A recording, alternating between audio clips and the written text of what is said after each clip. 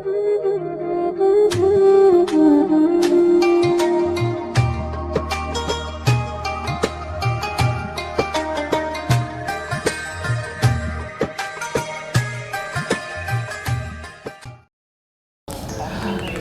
Raufik, ini kan ceritanya Ijmi ini ingin mengetahui lebih jauh tentang pendidikan yang di bawah Yayasan Subulus Salam.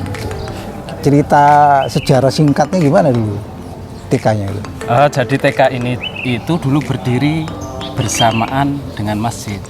Adanya TK juga karena adanya masjid. Oke, itu masjid dibangun untuk ibadah ritual, untuk ibadah mahdoh, sholat. Kalau TK untuk ibadah ghairu mahdoh, ibadah untuk meningkatkan. Itu ada tulisannya plus qiraat itu apa? Jadi begini, kita itu tiap hari kan berdoa.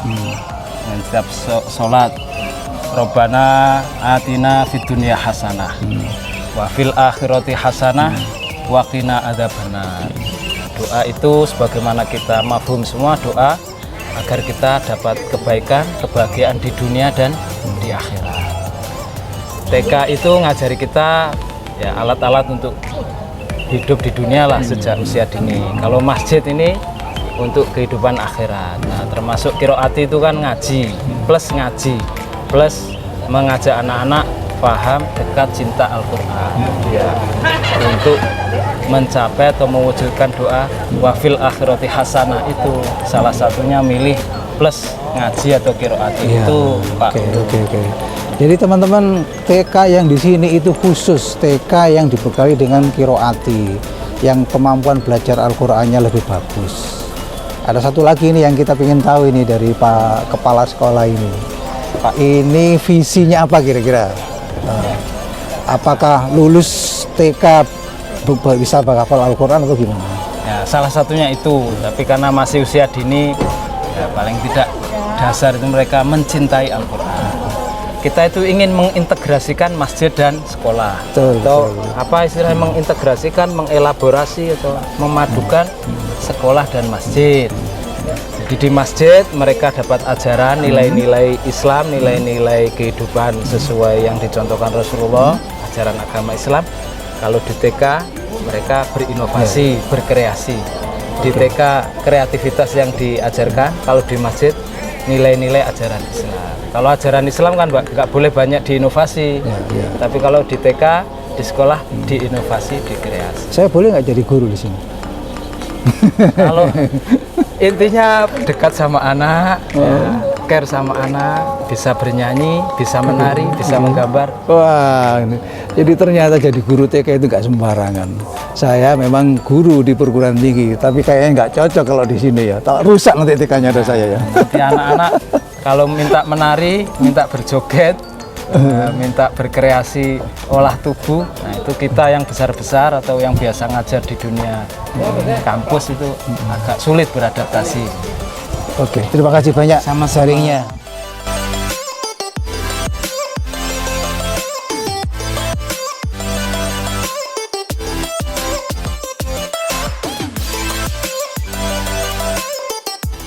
Assalamualaikum warahmatullahi wabarakatuh.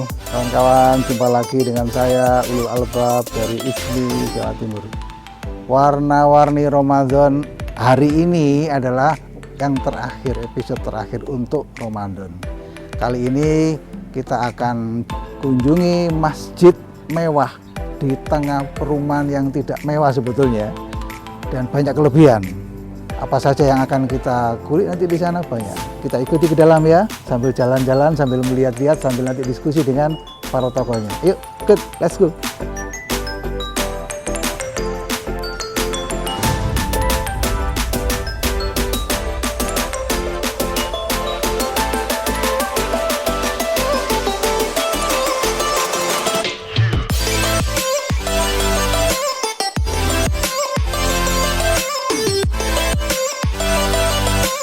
Assalamualaikum Pak Takmir. Waalaikumsalam warahmatullahi wabarakatuh Pak Nur. Nah kawan-kawan, alhamdulillah akhirnya saya bisa ketemu dengan takmir masjid. Ini orang sibuk semua dan yang bisa menemui saya adalah salah satunya tokoh kita ini. saya ingin lebih dalam untuk diskusi, untuk mengetahui bagaimana sih cerita masjid ini didirikan dan bagaimana meramaikan masjid ini. Gitu. Boleh ya Pak Ketua ya? Oke, siap. Oke. Pertanyaan pertama, sehat walafiat kan? Alhamdulillah sehat, Pak. Mudah-mudahan tetap sehat. Oke. Puasanya lengkap. Amin, Nanti, amin. nanti malam yang penting bagi kita ya. Oke, siap. Kira-kira Pak, ini dulu ide membuat masjid ini gimana Pak? Masjid ini didirikan untuk sederhana saja atau harus mewah atau gimana? Tiba-tiba kok bagus ini.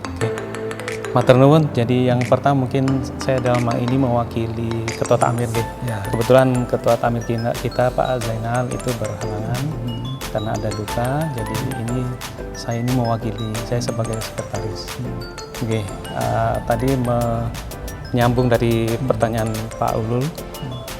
Masjid ini memang idenya itu berawal pada saat melihat antusiasme jamaah yang sudah begitu banyak, sementara waktu itu masjid kita ini masih ya bisa dibilang masih kecil.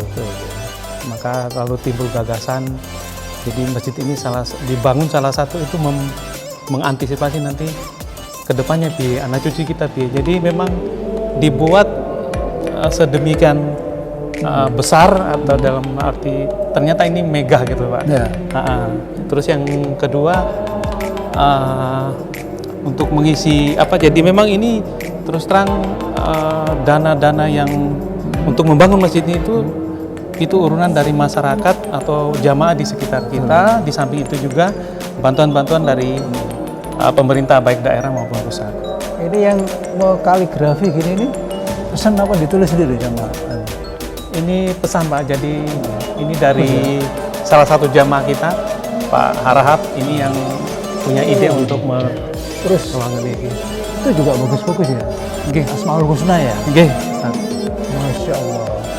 Terus selanjutnya mungkin tadi yang ditanyakan masalah terus bagaimana ke depannya. Jadi memang masjid kita ini berada di kompleks yang bisa dibilang kebanyakan mungkin pegawai negeri, terpelajar lah, pendidik. Jadi memang tantangannya ini bagaimana mengajak warga kita sendiri untuk mau datang ke masjid.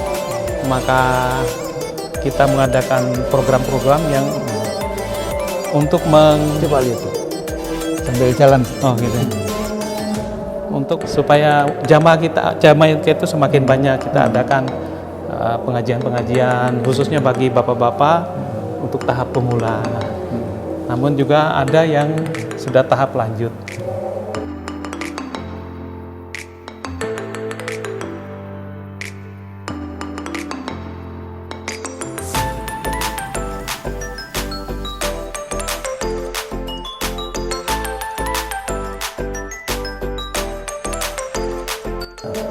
Di situ kan ada rak-rak ya, ada kacamata, ada ini.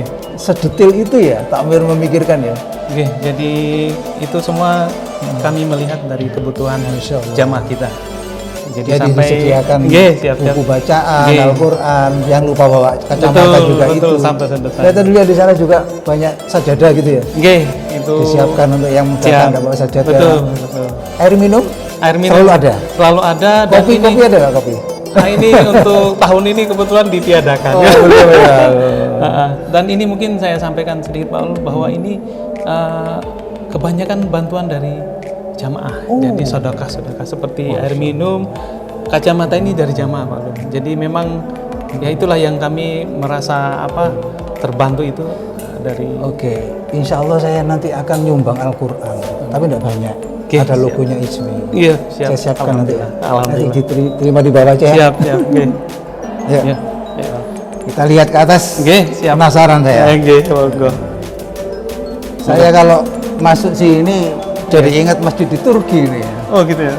Masya Allah. Nah ini Pak Zairul, saya merasa ini sepertinya kalau anak muda di sini seneng ini. Sambil sholat, foto ada backgroundnya gitu ya, menarik sekali. Jadi saya kira atas nama Ismi, terima kasih yang sebesar-besarnya kunjungan kami diterima dengan baik. Memang kami sengaja mau menyampaikan ini kepada khalayak, mudah-mudahan nanti Ismi bisa berkunjung ke masjid-masjid yang lain dan itu menginspirasi. lagi terima kasih. Sami-sami. Mudah-mudahan barokah. Oke. Kami juga mewakili Takmir Masjid Subul Salam mengucapkan banyak-banyak terima kasih kepada IJMI Jawa Timur, Pak Ulul selaku salah satu ketua IJMI Jawa Timur. Ini kami juga selama ini memang masjid ini jarang diekspos, Iya. Pak Ulul. Jadi dengan kedatangan IJMI ini semakin supaya dikenal Masya Allah. lebih luas. Itulah barokahnya. Jadi sekali lagi IJMI dan tim kameramen dan lain-lain kami mengucapkan sekali lagi terima kasih banyak. Semoga ini dicatat Allah sebagai amal baik. Amin, Matur nuwun. amin, amin, amin, amin. Terima kasih kawan-kawan semuanya yang perhatian dan ikuti kami selama Ramadan ini. Terima kasih Pak Takmir, Sami-sami, mudah-mudahan sami-sami. barokah. Amin, sami-sami. Akhirnya saya harus ucapkan terima kasih dan assalamualaikum warahmatullahi wabarakatuh. Waalaikumsalam Kepada warahmatullahi kalian semua. Assalamualaikum warahmatullahi wabarakatuh. Saya Agus Witaryanto. Dalam yang ini kebetulan kami dipercaya oleh teman-teman untuk mendesain atau merencanakan sekaligus melaksanakan Masjid Subul Salam ini. Masjid ini kita bangun pada tahun 1997, kemudian kita renovasi secara total seperti apa yang terlihat saat ini tahun 2017, dan kita bisa menyelesaikan pekerjaan tersebut secara utuh atau 100% pada tahun 2018 akhir. Masjid ini didirikan pada areal tanah sekitar 1.800 meter persegi. Sedang luas bangunan itu sendiri adalah 1.000 meter persegi, lantai 1 dan lantai 2. Kita rencanakan masjid ini bisa menampung sekitar 1.200 jamaah. Kesulitan yang ada di dalam pembangunan ini adalah bentuk lahan yang harus disesuaikan dengan arah kiblat, yang harus disesuaikan juga dengan adanya fasilitas-fasilitas yang telah ada. Namun syukur alhamdulillah bahwasanya kita bisa menyelesaikan hal tersebut dengan baik dan memanfaatkan tanah ini seefektif mungkin.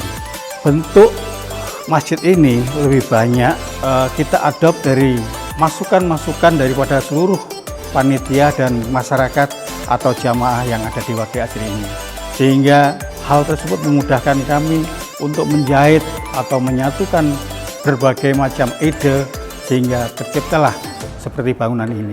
Ada minimalisnya, ada kesan timurnya, tetapi tidak mengurangi akan efektivitas daripada ruang tersebut. Kalau kita masuk akan terlihat kesederhanaan bentuk dan kesederhanaan ruang yang ada. Tidak ada lekuk-lekuk ruang yang terbuang. Semua efektif dan semua termanfaatkan oleh aktivitas yang diperlukan. Ada suatu cerita yang lebih unik. Pada saat kita mau mewarnai daripada masjid ini, itu ada kita mock up sampai berbulan-bulan.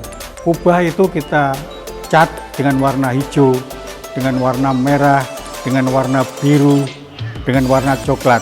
Namun toh akhirnya terpilih warna yang saat ini ada.